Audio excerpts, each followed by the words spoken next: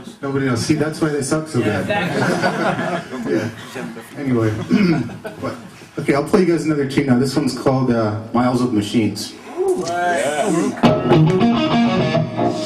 Everyone's favorite. Sweep it up.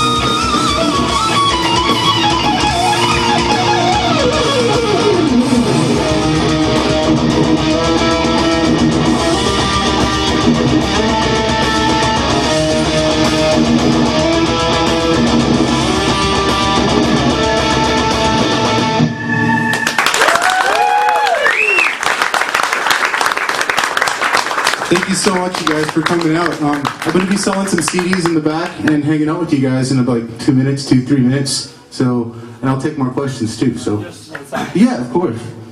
You know, have you heard the song "Back in the Village" with Iron Maiden? I haven't. No. Haven't? No. What album is that from? Horse Lady. Oh yeah, of course I've heard that song. Yeah. Sorry, mine for it. What about the song? No, I haven't figured out the intro.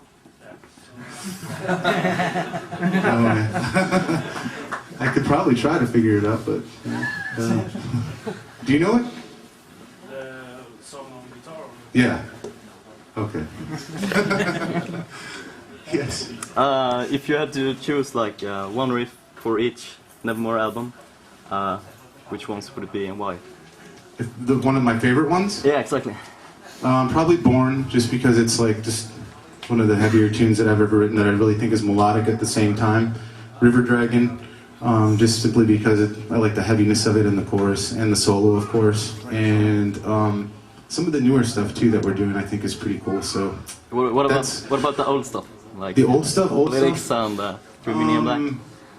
Man, that's a good question. The Sorrowed Man. Yeah. Well, thank you. I don't know. Dreaming Neon Black's a good song too. So. It is, yeah. Yeah. Thanks, man.